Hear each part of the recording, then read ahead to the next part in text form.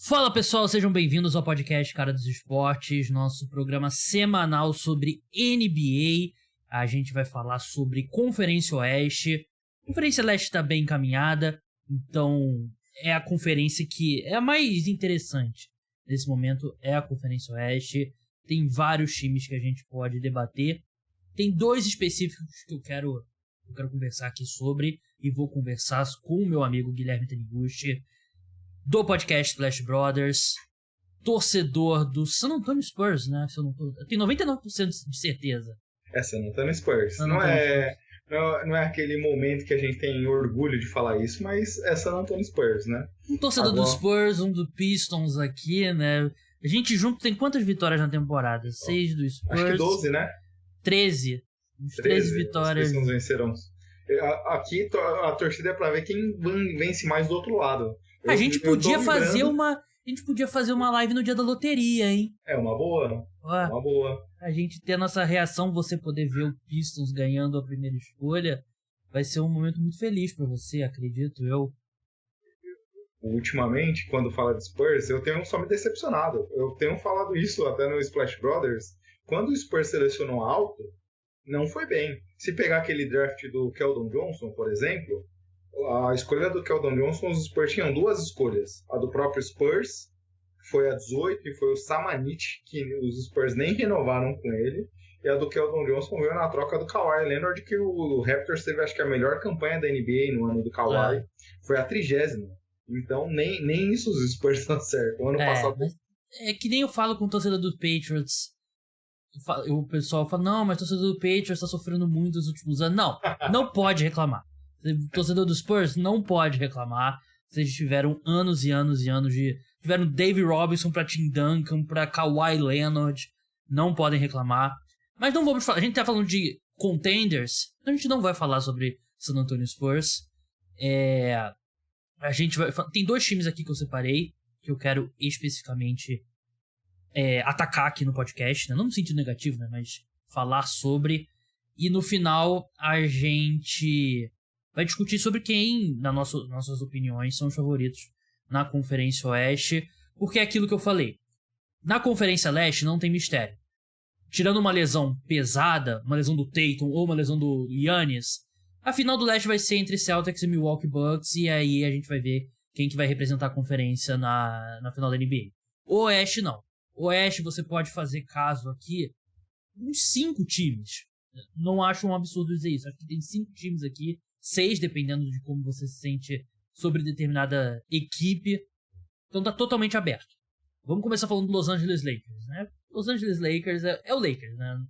Eu tava falando aqui fora do ar pro Guilherme, né? Assim como no podcast a gente fala de NFL, a gente fala muito sobre Tom Brady, aqui tem que falar sobre o Los Angeles Lakers, mas dessa vez não é como consertar o Los Angeles Lakers, o desastre que é o Los Angeles Lakers. É um time que tá se encontrando. Eu vou presumir aqui que esses dois jogos recentes, né, que a gente viu o Anthony Davis sair logo no começo da partida contra o Cleveland Cavaliers e não jogou contra o Raptors, listado como gripe, né? E o LeBron também não jogou em Toronto. Eu vou presumir que foi... não vai ter o Anthony Davis, então... LeBron não precisa jogar também não, dá uma segurada aí no seu tornozelo. Vou presumir que os dois vão estar de volta no próximo jogo. É um time que vem muito bem. É um time que encaixou. Eu não acreditava, mas encaixou. Tem vários pontos aqui que a gente pode levar em consideração. O retorno do LeBron, o Westbrook vindo do banco muito bem e tal. Mas o primeiro é o Anthony Davis, né? O Anthony Davis jogando como a gente espera que o cara do calibre do Anthony Davis jogue, né? Teve sequência lá de jogos de 30 pontos e ele tem 27,3 pontos por jogo no total na temporada, 2,3 rebotes e 2,3 tocos, 1,3 roubos de bola. Ele é um dos caras mais dominantes no garrafão, no ataque, nessa atual temporada. E do outro lado da quadra, ele é um candidato real a Defensive Player of the Year, né? Ele faz um trabalho... Ele tá sendo que... Quando o Lakers mandou aquilo tudo pro Pelicans, eles esperavam esse Anthony Davis. E a gente viu esse Anthony Davis na bolha e não viu depois disso, né? Exatamente. muitas lesões e essa fixação dele de jogar na posição 4 ao invés da posição 5, que é a que ele tá jogando agora. Mas é o motivo número 1, né, Gui? E você acha exagero dizer que o Anthony Davis ele tá na briga pelo MVP? É aquele negócio, né? O prêmio de MVP é um prêmio conservador de maneira geral. É difícil a gente ver um jogador que esteja pelo menos sem mando de quadra vencer a competição do individual. A gente vai lembrar do Westbrook. Isso não impede o pessoal de colocar o Luka, né, como favorito no momento, né? Exato, o Luka, e aí esse é um ponto também interessante, porque o Luka, o Neves não vem bem ali brigando por mando de quadra, vem brigando ali até para conseguir a classificação de maneira direta, e esse é o concorrente claro para mim. Mas se a gente olhar o recorte dos últimos 12 jogos, que é quando o Lakers tem uma campanha 8-4, e aí você falou bem, a gente teve a derrota pro Cavs, que é um candidato a pelo menos figurar na terceira posição no leste, e o jogo foi disputado até o meio do quarto período, e o Anthony Davis saiu cedo nesse jogo. Teve a derrota para os Pistons, então olhando esses dois jogos que o Davis não jogou, basicamente a gente pode considerar até uma campanha 8-2 ali, de maneira geral, e muito por conta do Anthony Davis. E aí você falou bem, a mudança do Davis e do Lakers de maneira geral, porque a primeira campanha, a primeira perna ali, quando o time teve uma campanha muito ruim, foi a última equipe a ter uma vitória de todas as equipes da NBA, a gente via o Lakers tentando forçar demais as bolas de 3. Então eles adaptaram o jogo nesse período. O Darvin Ham adaptou muito o estilo de jogo, tentando forçar pick and rolls, envolver o Davis próximo da cesta. E aí você falou que ele não gosta de jogar de pivô, isso é uma realidade, mas essa temporada, segundo o Basketball Reference, ele jogou 98% do tempo que ele teve em quadra de pivô. E a gente vê uma mudança dele nesse sentido. Ele tem mais de 70% de aproveitamento próximo ao aro, tem finalizado muito nesse sentido. Isso abre o jogo dele. Então acho que muito por a gente ver o Davis dominante, é porque o Davis tem jogado na posição que ele nunca quis jogar. O Lakers, até a temporada passada, sempre jogou com 2 bigs, ele mais um. E essa temporada, tendo o Westbrook, que não espaça a quadra, tendo o Davis, que não tem a bola de 3, mas não é seu ponto forte do jogo. Aí tem mais um terceiro big ali que não vai espaçar a quadra.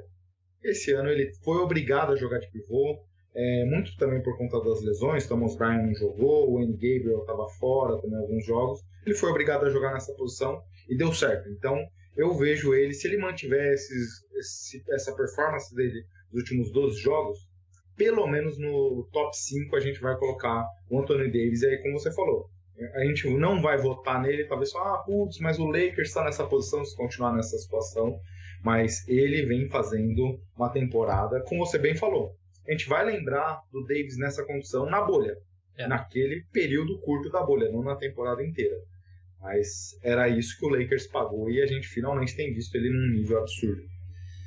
Verdade, né? Até na bolha, por exemplo, ele arremessou bem de 3, né? Na bolha, né? E arremesso de meia distância também, algo que é um ponto fora da curva na carreira dele, né? E o problema é que ele continuou arriscando muito esses arremessos, né? Nas temporadas seguintes, e essa bola não caía, né? E sim, a gente fala muito mal do front office do Los Angeles Lakers, né? Do Pelinka e tal. E até não sei se foi proposital, né? Mas eles montaram o elenco dessa forma que o Anthony Davis não tem opção que não seja jogar como pivô, né? Eles não trouxeram outro pivô. E até acho que a gente vai falar sobre trocas mais pra frente. Hoje você não pode fazer uma troca que traga um Miles Turner ou que traga um Vucevic pra equipe, né? Porque são das trocas mais especuladas pro Los Angeles Lakers. Você não pode tirar o Anthony Davis do garrafão, né? A gente já viu o que foi nas últimas 2 temporadas ele jogando mais afastado do garrafão, né? Então os reforços têm que vir em outros setores e o Anthony Davis tem sido realmente fantástico. A grande questão sobre ele é sempre a mesma, né? Quanto tempo ele vai aguentar isso, né? Esse jogo contra o Cavaliers foi super estranho, porque ele entrou em quadra, aí tem um lance lá que ele briga pelo rebote e parece que dá meio que um jeito ali. Aí sai o Lakers, diz que ele tá fora com gripe. Ele pegou gripe no meio do jogo, tava fria a quadra, tava forte. É muito estranho, e é o que a gente tá acostumado a ver com o Anthony Davis, né? é difícil pra mim acreditar que ele vai jogar, sei lá, 65 jogos. E se a gente olhar a temporada passada, ele teve problema nas costas, e a gente sabe como as costas é matadora para qualquer situação. Então, a mobilidade dele, quando ele voltou da lesão, ele parecia até um pouco mais lento. E a gente fala, putz, o Anthony Davis, que é aquele cara, se a gente lembrar, 5 anos atrás, ele era comparado com o Giannis. Numa visão diferente, que o Giannis é muito mais agressivo, ágil e tudo mais, mas ele era esse patamar de entrega dos prospectos, dos caras que a gente via como futuro da NBA. E ele perdeu um pouco disso. E concordo contigo, porque não só o que o Davis vem entregando, mas a entrega atual do Anthony Davis fez com que, outro assunto que a gente vai debater já, mas recuperasse o Westbrook. Se a gente vê as jogadas do ano do Westbrook, pelo menos 80% delas tem um pick and roll envolvendo o Anthony Davis. Então isso faz com que não só o Anthony Davis jogando de pivô esteja no prime da sua carreira aqui no Lakers, mas recuperou também muito do Westbrook esse ano. Então eu também não vejo uma movimentação nesse momento que faça com que o Davis mude de posição, porque o Lakers tem uma dificuldade, se a gente olhar o resultado da temporada como um todo, espaçamento de quadra. Sim.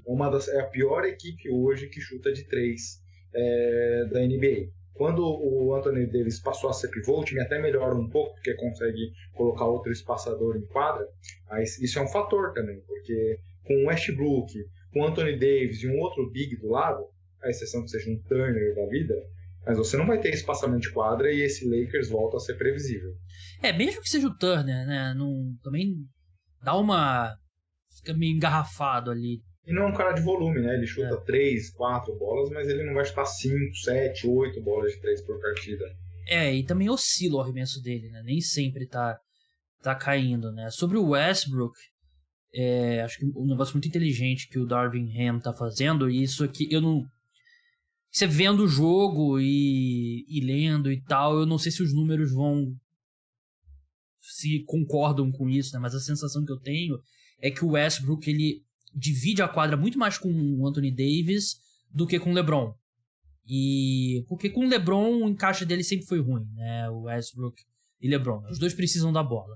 Então a gente tem visto muito o LeBron ser o primeiro entre ele e o Davis a sair de quadra, o Westbrook entra e esse time tem uma identidade com o Westbrook, né? O Westbrook, aquele norte-sul, né? Pega o rebote e ataca a cesta. E a gente lembra, por exemplo, os melhores momentos do Davis no Pelicans foi com o Rondo, né? Que ele trabalha muito bem com o armador, né? E o Westbrook, ele tem jogado de forma mais inteligente, né? Tem sido espetacular? Não, mas ele não é mais um dos piores guards que jogam pelo menos 25 minutos na NBA, né? Que é o que ele estava sendo no início da temporada. Ele tá comandando bem a segunda unidade, ele tá sendo mais inteligente, não tá com aqueles arremessos... Diminuiu, pelo menos, né? Ele nunca vai tirar isso totalmente do arsenal dele, né? Aqueles arremessos meio idiota ali com 15 segundos da meia distância. Da meia distância, 15 segundos no relógio e tal. Mas encontrou. Os Lakers parecem ter encontrado ali uma rotação que faz sentido. Até para corroborar o que você falou, Gabriel, eu entrei aqui rapidamente no Cleaning the Glass. Quando a gente olha os lineups, dos 8 lineups mais utilizados, só 2 do Westbrook exclusivamente, com o Westbrook em quadra. Só 2 deles tem LeBron James também em quadra simultaneamente. O mais utilizado não tem o LeBron em quadra, joga numa rotação com Beverly, Austin Reeves e Lonnie Walker junto com Anthony Davis. Então vai bem nessa linha que você falou realmente. A gente vê de maneira geral o Darvin Ham privilegiando o Westbrook, armando sem o LeBron em quadra, justamente para poder tirar o melhor dos dois aqui. Faz muito sentido, porque se a gente olhar a temporada passada como exemplo, os dois em quadra se anulavam de muita forma. A gente viu até o LeBron jogando em alguns momentos de pivô para tentar ajudar o Westbrook, mas você tira o melhor do LeBron e você não conseguiu potencializar o time ao redor disso. E, assim, além da profundidade desse elenco que não é muito boa, mas acho que o grande problema do elenco do Los Angeles Lakers é não ter um ala relativamente alto que arremessa de 3. E, assim, todo time da NBA quer ter esses caras, né? Não tem nenhum deles dando de bobeira aí os que estão jogando, né? Então, é o cara mais valioso que tem hoje na NBA, né? O cara que consegue segurar as pontas defensivamente, que tem um bom arremesso e que tenha mais de, sei lá, 1,95 m, né? Por aí, né? 6'8", né? Que eles usam pés, 6'7", 6'6", sei lá. Esse seria o ponto que os Lakers deveriam atacar, né? Porque você olha esse elenco, é o Westbrook com 1,80 e pouco, o Kendrick Nunn com 1,80 e pouco. O Westbrook não sei se ele chega a ter 1,90 m, mas... cara de 6'4" pra baixo, né? 1,91 m, 1,88 m, por aí, né? Não tem esses alas altos, né? Você tem Austin Rivers, Lonnie Walker, Kendrick Nunn, Patrick Beverley, Schroeder agora, Westbrook. Então, são todos esses caras pequenininhos ali, pequenininhos entre aspas, maior que eu, todos eles. Você tem esses caras ao redor do LeBron e do Anthony Davis, né? E pensando em trocas, eu até separei alguns nomes aqui, eu quero a sua opinião depois, Gui, não sei se chegou a separar algum. O Lakers, esse é o ponto que o Lakers tem que atacar.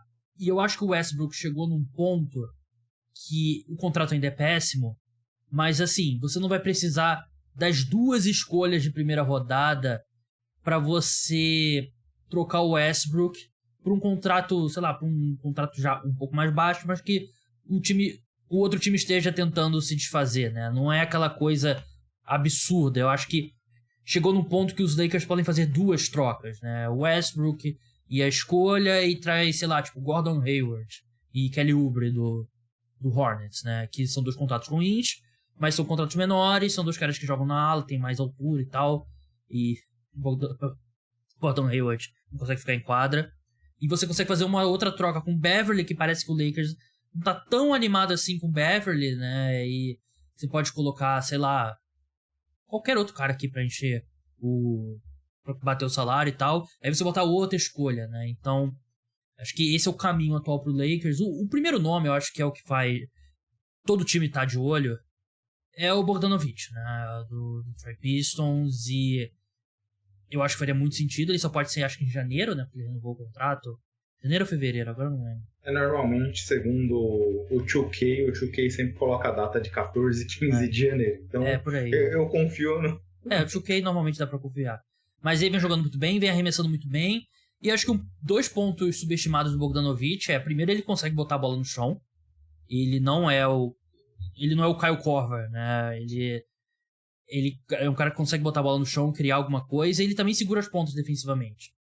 Eu acho que ele custaria uma escolha de primeira rodada. E não uma escolha de primeira rodada protegida pra loteria ad eterno, né? Teria que ser uma escolha real, porque ele cabe em todo o time contender, né?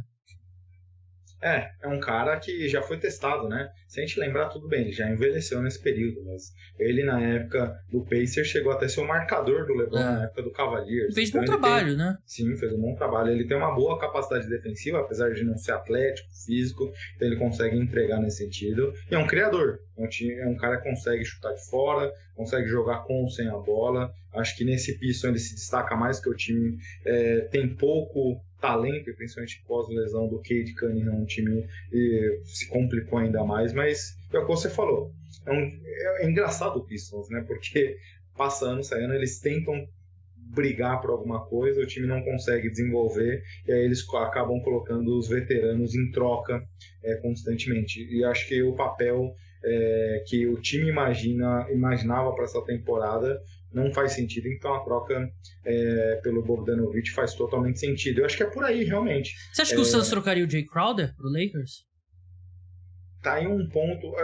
precisaria ver o que viria em troca, né? Mas o Suns apesar de estar lá em cima, e apesar da lesão do CP3, é um talento muito... É um time, é um elenco muito fraco.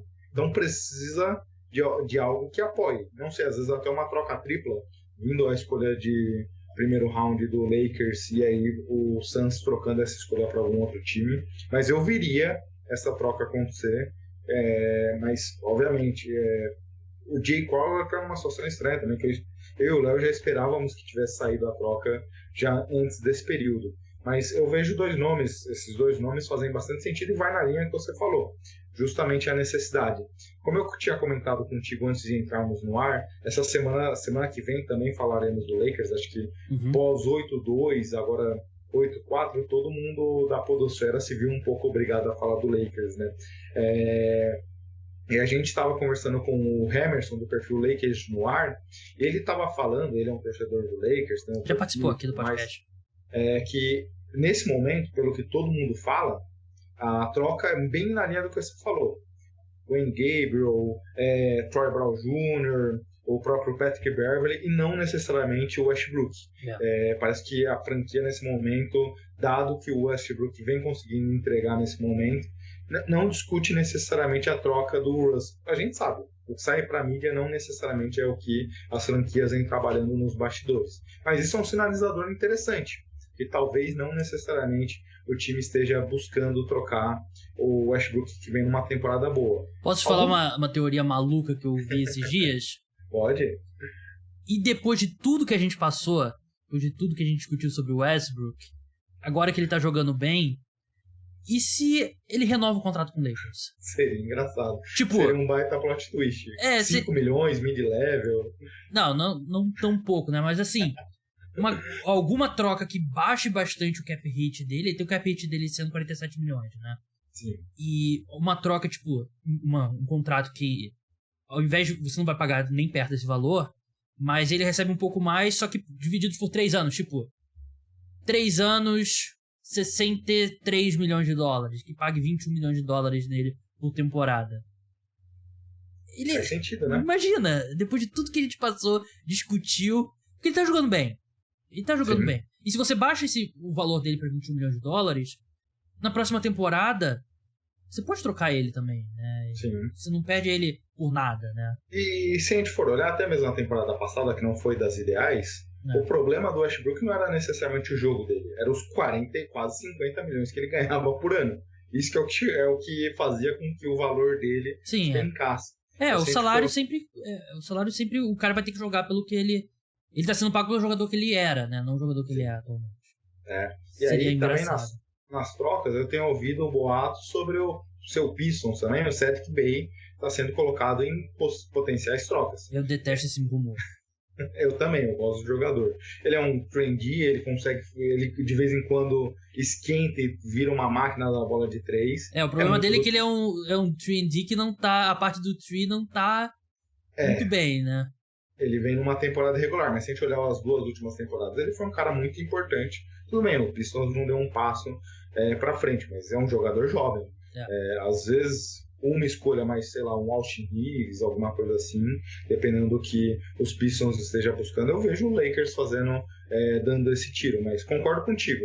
Acho que a necessidade do Lakers passa muito por esse ala grande aí que consiga finalizar de 3, mas você também deu um pouco a letra, né? Todo mundo tá buscando esse cara de alguma forma. A gente vê o Mikal Bridges como se desenvolveu no Suns, é o segundo principal jogador do Suns, nos 2 lados da quadra, brigando por Defensive Player of the Year na temporada passada. Então, é uma situação difícil. Eu quero ver qual o primeiro time que vai engolir seco e vai ligar pro agente do Miles Bridges. Esse cara aí, curioso a situação. A gente já ouviu o boato do próprio Lakers há um mês atrás, falando que ligaria pro agente dele para tentar algum acordo. Então, porque ele pegou prisão condicional, né? Ele não vai pra cadeia, né? E aí a gente sabe que nessa NBA, NFL, o cara é talentoso, os times vão relevar para contratar. E o Miles Bridges é talentoso, né? E aí já tá até pronto o comunicado, né? Não, a gente acredita em segundas chances e tal. Exatamente. Tem nada a ver, a gente quer ajudar e tal, mas enfim, quero ver. Um cara que, sobre o Saddiq Bey rapidinho, ele tá arremessando 28% de 3. E o arremesso de 3 dele caiu cada ano dele na NBA. Né? Primeiro ano dele 38, segundo 34, terceiro 28. Né? Eu acho que não faz sentido nenhum o Pistons trocar ele, porque você vai trocar ele no momento que ele tá com valor mais baixo. Sim. Então acho que seria ruim. E pro próximo time apostar num cara que tá arremessando, é um 3&D que tá arremessando 28,8% de 3, não faz muito sentido. O último nome, antes da gente encerrar Lakers, que também seria muito irônico, mas eu vi o Bill Simmons, na verdade, levantando essa possibilidade no podcast dele. E se o Lakers ligasse pro Wizards sobre o Kyle Kuzma? O ponto que o Kuzma vem jogando muito bem essa temporada. 20,6 pontos por jogo, a maior marca da carreira dele, arremessando mal de 3, né? 30,8%. Mas também 7,2 arremessos por jogo. O Kuzma, pra mim, me surpreendeu. No segundo ano do podcast, eu era o crítico do Kuzma, o maior crítico do Kuzma, talvez, porque me incomodava demais o volume de jogo que ele tinha no Lakers. Ele era o cara que jogava junto com o Davis e buscava. Obviamente, ele é um jogador que finaliza as jogadas, então acabava até roubando espaço do Monocelha naquela época. Mas ele melhorou demais, passou a ser um jogador mais inteligente, melhorou a defesa. Então, eu não sei se o Wizards o trocaria de maneira fácil. Eu acho que se ele viesse pro Lakers, seria uma baita aquisição, seria um redemption interessante, mas eu não sei se o Wizards o trocaria de maneira simples, porque hoje ele é daqueles caras que eu vejo ali brigando ali, obviamente com 5 lesões no All-Star, que a gente sabe que às vezes acontece, alguém perguntando, e o Kuzma, será que ele teria espaço? Essa temporada ele vem jogando muito bem, obviamente o Wizards, né? A gente sabe que o Wizards não é um time de topo, infelizmente, mas vem jogando muito bem essa temporada, então acho que o próprio Wizards, não sei se toparia essa conversa, viu? O Kuzma, o grande problema dele era o hype, né? Porque pelo fato de ele jogar no Lakers, né, o pessoal botava ele no patamar que ele... Aquele debate sobre ele versus Tatum, né? Que era um negócio que na época já era sem sentido nenhum, né? E hoje em dia só resta a rir. Ele virou garoto propaganda do tênis, né? Da marca de tênis lá, muito pelo hype que envolvia ele, não pelo talento, se for olhar. Acho que ele tá nem um pouco chateado com isso. Vamos falar de outro time da Conferência Oeste, que não... Nenhum time tem o hype dos Lakers, né? Mas é o New Orleans Pelicans. New Orleans Pelicans, que nesse podcast aqui eu coloquei como um mando de quadra nos playoffs da Conferência Oeste. E é um time que tá jogando muito bem. Zion Williamson, que eu coloquei ao NBA aqui nesse podcast, tá jogando num nível absurdo. 23,9 pontos por jogo, arremessando 60% de quadra e criando para os companheiros. E uma verdadeira força da natureza. Não tem o que fazer para parar ele quando ele ataca o garrafão. Ainda é muito ruim defensivamente, mas ofensivamente ele é um dos melhores jogadores da NBA. Sem ter um arremesso, ele é um dos melhores jogadores da NBA ofensivamente. A equipe, você olha o número de jogos, o Zion tem mais jogos que o Brandon Ingram na temporada, né? O Brandon Ingram perdeu um tempinho, o CJ McCollum perdeu um tempinho. Então é um time que nem teve aquela sequência tipo de 6 semanas com todo mundo saudável ali do quinteto titular. Tem um elenco profundo, tem escolhas extras que permitem a equipe pensar em trocas e dar uma qualificada nesse elenco. A gente olha para os números aqui, eu falei no último podcast, mas vale a pena falar novamente. 6º em rating ofensivo, 115 pontos, 115,4 pontos cada 100 posses de bola. E 3º em rating defensivo, né, 108,5, que ninguém esperava. A gente esperava que era um time que tem um baita ataque, mais uma defesa péssima. Mas hoje eles lideram a Conferência Oeste, no momento dessa gravação do podcast. 5 vitórias consecutivas e estão se colocando na disputa ali como um dos favoritos no Oeste.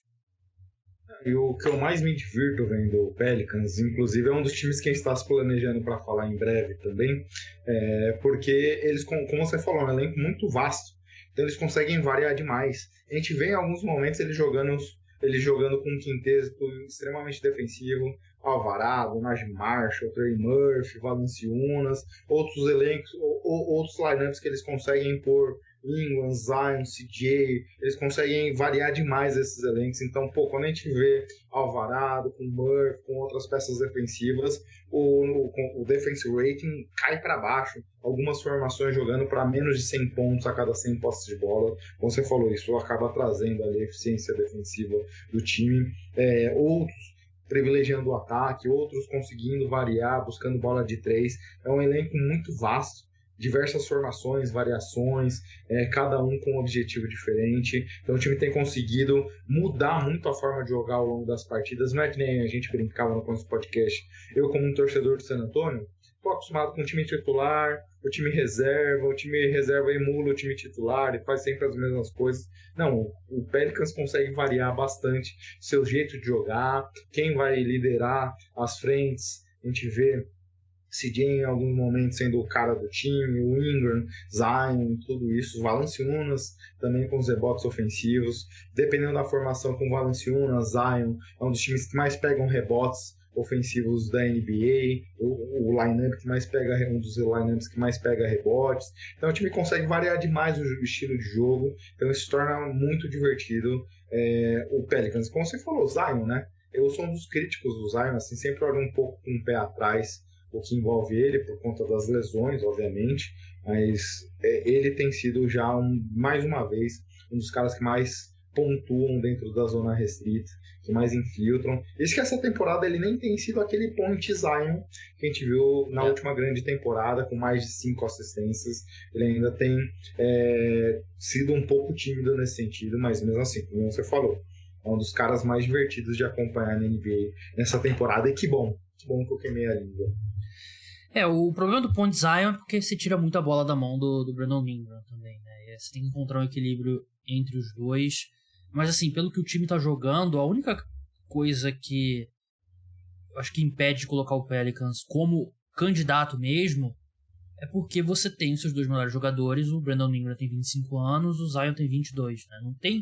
Não tem muito precedente para um time liderado por duas estrelas tão jovens, 2 All-Stars, os dois devem ser All-Stars, né? O Brandon Ingram, se ele conseguir ficar saudável aí até o All-Star Weekend.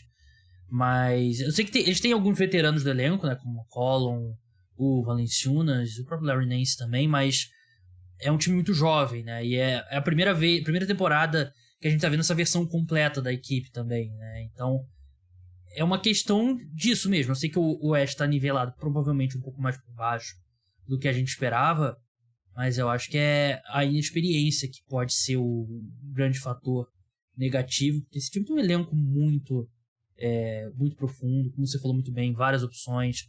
Herb Jones, um dos melhores defensores de perímetro da NBA, o Trey Murphy está sendo um dos melhores arremessadores de 3 da temporada, né? Ele é o cara que seria perfeito do Lakers em todo o time, né? O cara que tem 6'9", né? Que é mais de 2 metros de altura, e tá arremessando... Quanto que tá arremessando de 3? 41,4% em 6 tentativas, né? Ele é um bom defensor, ele é o cara que ataca o aro.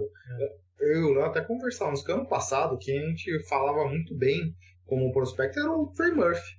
E aí a gente viu o time sendo tomado pelo Herb Jones e a gente falou, pô, mas cadê o Trey Murphy? A gente confiava tanto nele, era a nossa escolha favorita ali, fora da loteria. E essa temporada finalmente ele chegou. Ele vem jogando muito bem. Muito bem. A fisicalidade também atacando o aro. É um dos caras divertidos demais de acompanhar. Tá, pelo menos uma vez por semana ele vai ter uma cravada maravilhosa. E quer sentir velho? Ele nasceu no ano 2000. 2000 era quando eu tava começando a acompanhar a NBA, então eu me senti Porra, o Tyson Daniels 2003, o cara nasceu, não é possível, cara nasceu em 2003, o cara é criança ainda, só que nasceu em 2003 é criança ainda. Gui, pra gente fechar esse nosso debate sobre a Conferência Oeste, passados quase 2 meses de temporada, né, 6, 7 semanas, tendo esses 25, 24, 26 jogos para cada time mais ou menos, quem que você acha que leva a Conferência Oeste? O meu favorito, quem eu olho, e ainda pensando nas lesões, hein, mas meu favorito é o Denver Nuggets. Eu vejo esse time voltando a estar completo.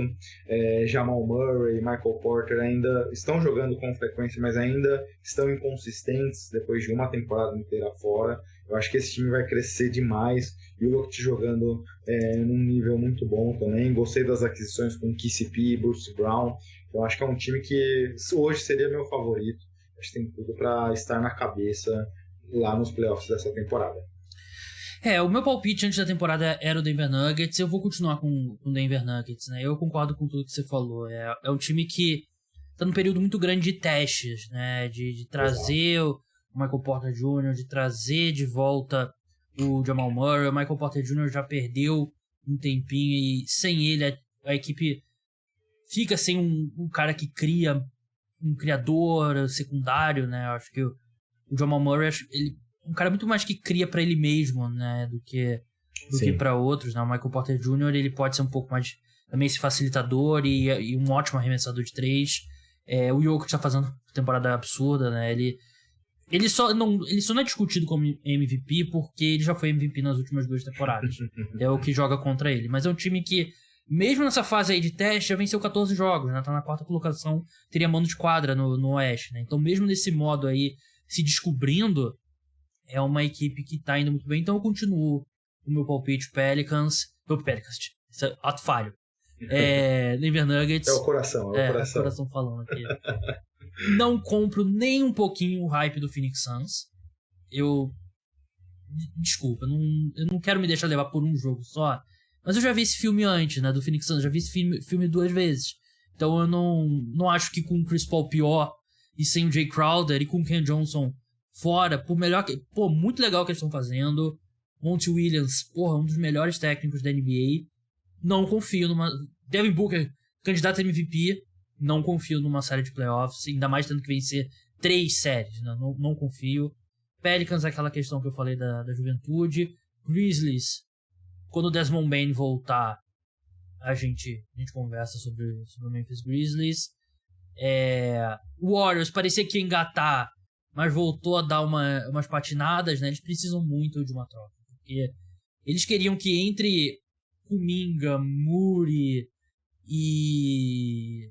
O Jordan Poole já tá num estágio um pouquinho acima deles, né? Mas eles precisavam, Wiseman, precisavam de pelo menos 1 ou 2 desses jovens dando um salto, né? E nenhum deles deu salto. Então, é outro que eu não confio. Clippers, se o Kawhi jogar 5 jogos consecutivos da equipe, a gente conversa. E acho que é isso, né? De repente, se você...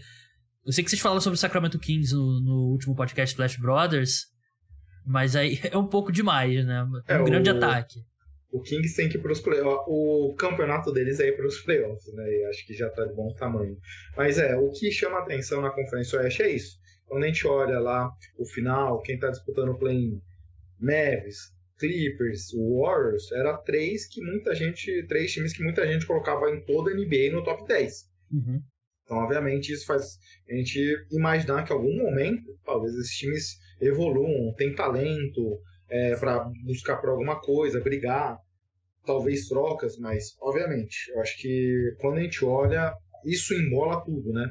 O Suns, eu também não confio, não só pelo passado, mas se a gente lembrar, é essa temporada mesmo. O Ayton chegou brigando, a situação do Jay Crowder. Tá jogando bem o Ayton, tá? Tem jogado bem. O próprio Booker falou outro dia que nunca duvidou dele, nunca discutiu isso, ele nunca declarou problema, falou que queria jogar. Então, às vezes, aquele negócio. Nunca critiquei.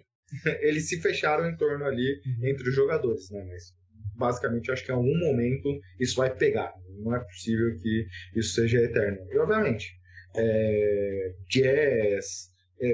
Blazers são times que eu não confio, estão ali hoje brigando por playoffs, mas eu não vejo sendo um candidato a alguma coisa. Então isso faz com que tudo que envolva a Conferência Oeste se torne divertido de acompanhar. Verdade, né? E verdade é que os 2 melhores times da NBA estão na Conferência Leste, né? Essa é a conclusão. É a conclusão aqui desse podcast. Mas, Gui, muito obrigado pela sua participação. Sigam lá o podcast Splash BR no Twitter, escutem o podcast Splash BR toda segunda-feira, né? Postado episódio novo. Não deixem de escutar. Eu sei sempre quando eles estão gravando, porque eu recebo e-mail lá, porque eu tô no grupo do Discord que eles gravam. Eu não sei como parar de receber esse e-mail. Aí toda sexta, todo sábado, às vezes, sei lá, chega lá o e-mail, você perdeu mensagem de Discord do Splash Brothers, não aguento mais. Mas, Gui, brigadão aí e até a próxima. Gabs. Fico feliz aqui de participar contigo. Em breve eles vão te chamar também para participar conosco lá, vou retornar. Você ainda não participou essa temporada, então a gente precisa te convidar lá pra... Se eu não participei até agora, espera o Super Bowl. Espera o Super Bowl passar, por favor. Bom ponto. E aí eu vou estar mais tranquilo. Vamos nessa linha, então. Mais um prazerzaço gravar contigo. E já se prepara sábado, 10 horas da manhã, vai receber mensagenzinha lá. Não aguento mais. Se alguém souber como para de receber esse e-mail, por favor, me manda um reply lá no Twitter, porque eu não aguento mais. Não sou fã de Discord. Já digo aqui, não sou fã. É a segunda rede social que eu menos gosto, atrás apenas do Instagram. Mas, por favor, me ajude. Gui, brigadão, muito obrigado, ouvintes. Podcast volta nesse domingo à noite com podcast pós-rodada, pós-semana 14 da NFL. E toda semana, toda quinta-feira à noite, sexta-feira de manhã, vai ao ar nosso programa sobre NBA. Então, até a próxima. Tchau!